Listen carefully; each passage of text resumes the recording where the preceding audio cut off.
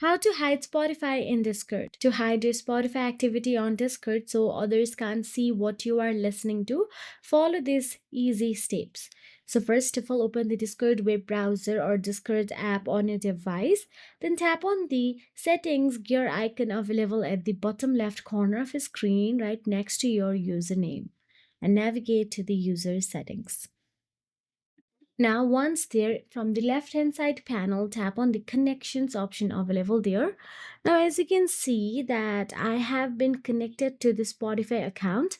Now, if you just want to hide the Spotify, then you can simply toggle off the switch of display button available there and just hide it from your Discord. Or you can also completely remove the Spotify app by tapping on the cross icon available right next to the Spotify account. So you can simply choose one according to your preferences. So if you just remove it, then you won't have to hide it again and again.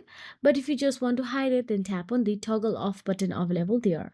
So that is it. If you found this video helpful, please like, share, and subscribe. And thank you so much for watching.